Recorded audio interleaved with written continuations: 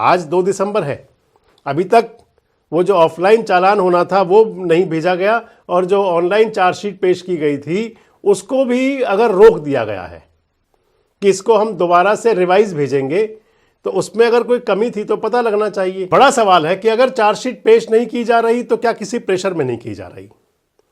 दूसरा सवाल है कि क्या इस मामले में सुशील कुमार को या कुछ किसी और को बचाने का प्रयास है।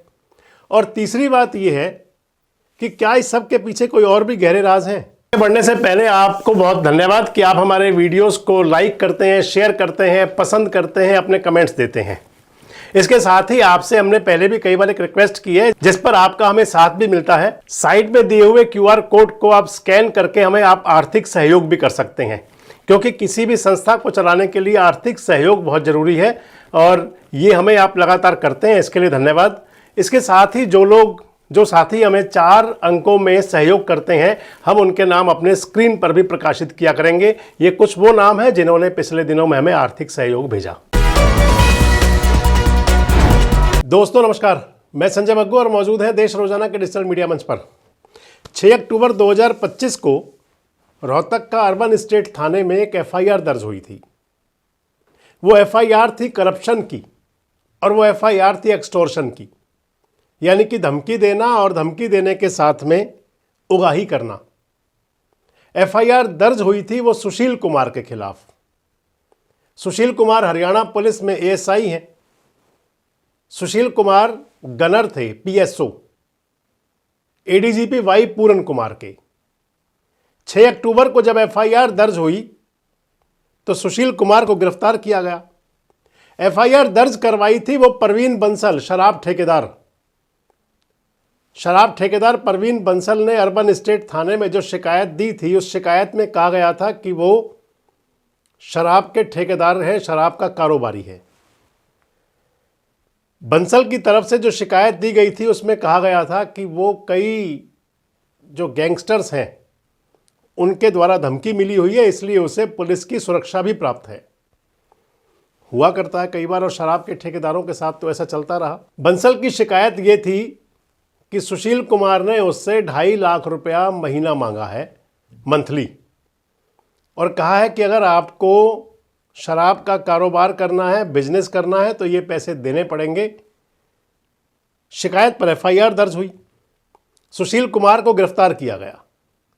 और जब सुशील कुमार गिरफ्तार हुआ 6 अक्टूबर को, तो फिर 7 अक्टूबर को एक बड़ा घटनाक्रम हुआ, दुखद घटनाक्रम था, जिसमें ADGP वाई पूरन कुमार ने खुदकुशी कर ली। वाई पूरन कुमार की खुदकुशी के पीछे जो मुख्य बात मानी गई, जो सुसाइड नोट लिखा, उस सुसाइड नोट में भी था ADGP ने सुसाइड कर लिया था। उस सुसाइड के बाद में हरियाणा के अंदर एकाएक बहुत बड़े घटनाक्रम हुए थे। हमने आपसे कई वीडियो शेयर किए। 7 अक्टूबर के बाद में 14 अक्टूबर को सुसाइड किया था संदीप लाठर ने। संदीप लाठर उस टीम का हिस्सा था जिसने सुशील कुमार को गिरफ्तार किया, डिटेन किया। संदीप लाठर के मामले में भी और वाई पूरन कुमार के मामले में भी, दोनों में SIT जांच कर रही है। इधर चंडीगढ़ पुलिस की SIT और संदीप लाठर के मामले में हरियाणा पुलिस की SIT। इस घटना के मूल में जो था, 2 खुदकुशियों के पीछे, 2 आत्महत्याओं के पीछे जो मूल बात थी, वो सुशील कुमार के खिलाफ दर्ज FIR थी। 6 अक्टूबर को जो दर्ज हुई थी, तभी से सुशील कुमार जेल में है। और सुशील कुमार को बीच में रोहतक की सुनारिया जेल से अंबाला भी ट्रांसफर किया गया, शिफ्ट किया गया। इस वीडियो में आपसे मैं सारी बात करूंगा। और दूसरी बात एक और आएगी कि क्या पुलिस डिपार्टमेंट के अंदर, पुलिस विभाग के अंदर ऐसा क्या चल रहा है जिससे कि, क्योंकि सुशील कुमार के खिलाफ चार्जशीट पेश की जानी है, ऑनलाइन चार्जशीट पेश हुई थी, क्योंकि 6 अक्टूबर को FIR थी, तो 2 महीने का समय, 60 दिन का समय है। अगर 5 दिसंबर तक चार्जशीट नहीं हुई तो फिर सुशील कुमार को तो जमानत मिल जाएगी। साथ में एक बात जरूर हो जाएगी कि हरियाणा सरकार की भ्रष्टाचार पर जो 0 टॉलरेंस पॉलिसी है उसका क्या होगा। दूसरी बात होगी कि जो लोग चार्जशीट पेश नहीं कर पाए, क्योंकि उसमें जिम्मेदार IO होगा, जो SIT की टीम होगी वो होंगे, और वहाँ का थाना प्रभारी यानी कि अर्बन स्टेट का थाना प्रभारी, उनके खिलाफ कोर्ट लिखेगी। और फिर बात आ जाएगी कि आखिर ये चार्जशीट पेश क्यों नहीं हुई, क्योंकि मैंने आपको एक वीडियो शेयर किया था। हमने आपको बताया था कि ऑनलाइन चार्जशीट पेश की गई और कुछ नए तथ्यों के साथ आपसे इस वीडियो में जुड़ रहा हूं। घटनाक्रम मैंने आपको पहले बता दिया। सुशील कुमार के खिलाफ जो एक्सटॉर्शन और करप्शन की एफआईआर हुई थी उसके अंदर वाई पूरन कुमार का भी नाम था, लेकिन जो चार्जशीट पेश की गई उसके अंदर वाई पूरन कुमार को निर्दोष तो नहीं कहा गया, लेकिन क्योंकि वाई पूरन कुमार दुनिया में नहीं है तो फिर चार्जशीट अकेले सुशील कुमार के खिलाफ दी जानी थी, जो ऑनलाइन दर्ज की गई। बाकायदा थाना प्रभारी बताया जाता है लेकर पहुंचे भी थे वो चार्जशीट कोर्ट के अंदर। अब बड़ी बात ये चल रही है कि आखिर उस चार्जशीट को रोका क्यों जा रहा है। अगर वो तैयार थी तो, अगर वो ऑनलाइन चार्जशीट दी गई थी तो मेरे सोर्स बता रहे हैं, जो पुलिस के सूत्र हैं, कि रोहतक पुलिस की तरफ से, पुलिस अधीक्षक कार्यालय की तरफ से लिखा गया है अदालत को कि उसमें भी कुछ प्रॉब्लम थी, इसलिए अब दोबारा हम नए सिरे से चार्जशीट पेश करेंगे। समय उसके लिए बाउंड है 5 दिसंबर का, क्योंकि तब तक नहीं होगी, 60 दिन बीत जाएंगे। 60 दिन में नहीं होगी तो फिर उसके बाद में, मैंने आपको पहले बताया कि सुशील कुमार को बेल मिल जाएगी, लेकिन सरकार की उस पॉलिसी का क्या और उसके बाद उन अधिकारियों कर्मचारियों का क्या कि जो चार्जशीट अगर तैयार कर चुके हैं तो कौन उनको रोक रहा है वो पेश करने से। सारे घटनाक्रम के अंदर जो बड़ी बातें निकली थी उसके अंदर सुशील कुमार की जो वॉइस थी, आवाज, वो मैच हुई।